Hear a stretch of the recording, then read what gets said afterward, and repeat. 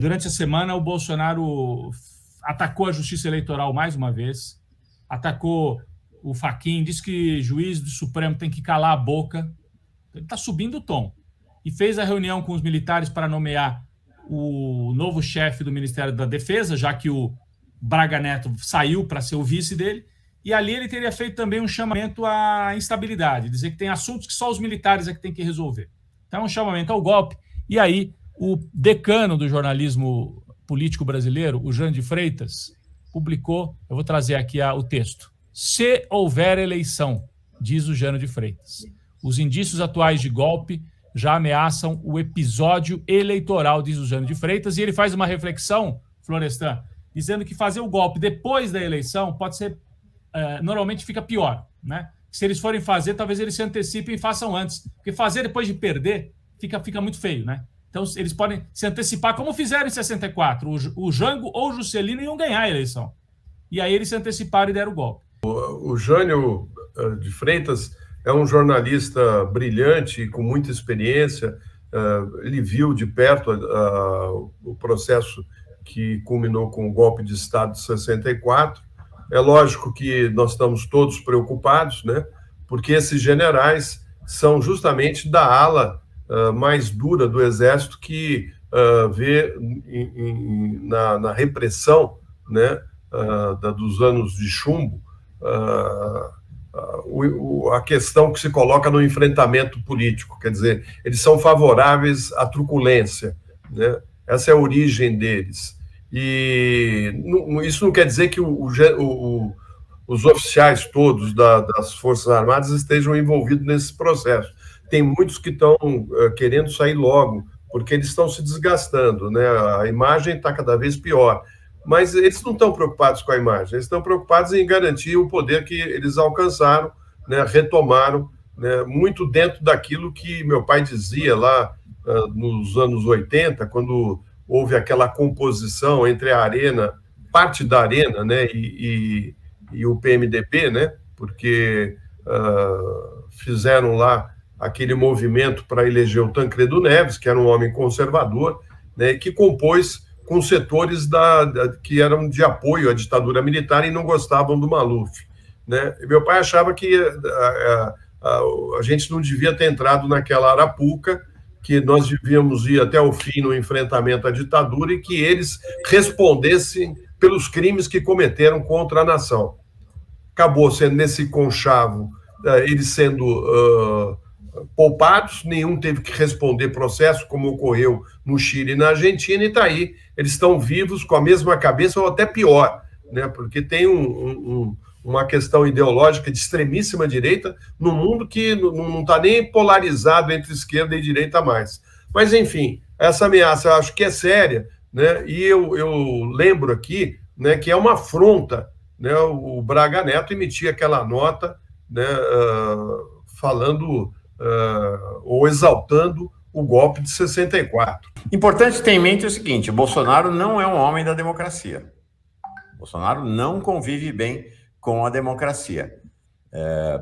Vamos lembrar que no último comício da campanha eleitoral do Bolsonaro, ele fez a da campanha eleitoral em São Paulo, ele não estava, ele falou de um telão, ele falou claramente: vocês, referindo-se aos petistas, vocês vão lá para a ponta da praia. A imensa maioria das pessoas não entenderam do que ele estava falando. Por sinal, ele repetiu isso depois, já presidente da República, numa live dessas dele da quinta-feira. A ponta da praia era a expressão, o jargão que os militares no Rio de Janeiro, do Centro de Informações da Marinha, o CENIMAR, usavam para dizer quando os presos políticos iam ser levados para o centro de tortura da Marinha com a decisão de serem torturados e mortos. Então, esse é o cara que é o presidente da República. A cabeça dele opera nesse sentido. Nós temos um presidente da República que tem como herói Carlos Alberto Brilhante Ustra, o maior torturador da história do país. E não é que ele falou isso na votação do golpe contra Dilma, ele repete isso sistematicamente. Então, Bolsonaro não mudou.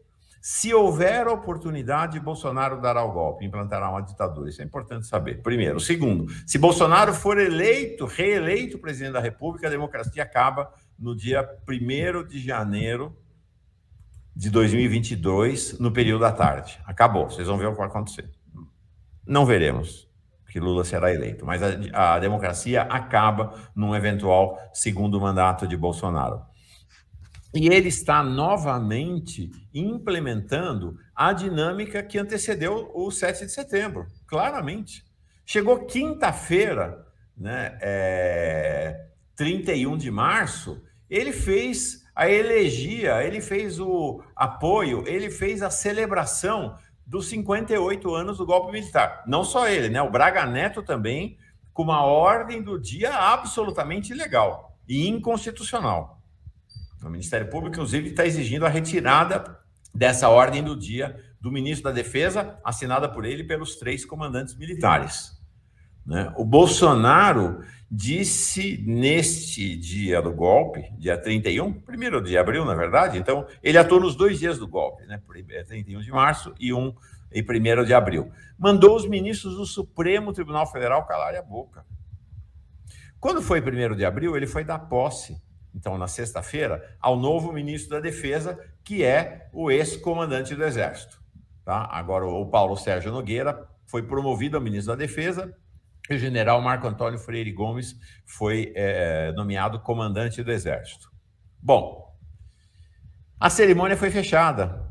Era para ser secreta, só tinha ministro de Estado e generais, não tinha mais ninguém.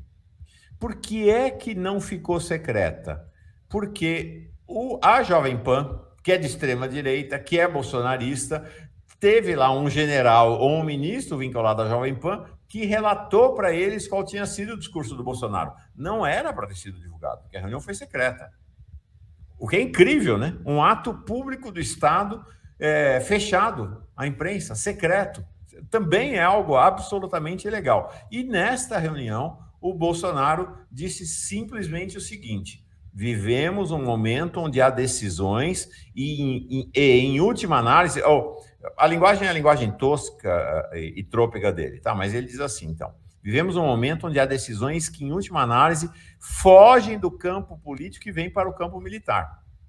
Jamais podemos nós ousar imaginar, 2, 3 anos à frente, voltar seus olhos, que seriam nossos olhos, para o passado e nos perguntarmos o que eu não fiz para que chegássemos a esse ponto. Certas coisas não se conquistam para sempre.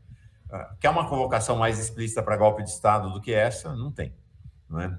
Então, assim, tá aí, tá dado. O que falta? Falta a condição política. Aí concordo com o Rodrigo, com o Florestan, acho que a condição política não é a mesma de 64 e não é a mesma condição política. Acho que a situação deteriorou-se politicamente em relação, por exemplo, ao 7 de setembro do ano passado. Acho que as condições não são boas. Agora, não vamos ter ilusão, né, gente? Não tem militar da ativa democrata. Não tem, toda essa turma fechada com o Bolsonaro.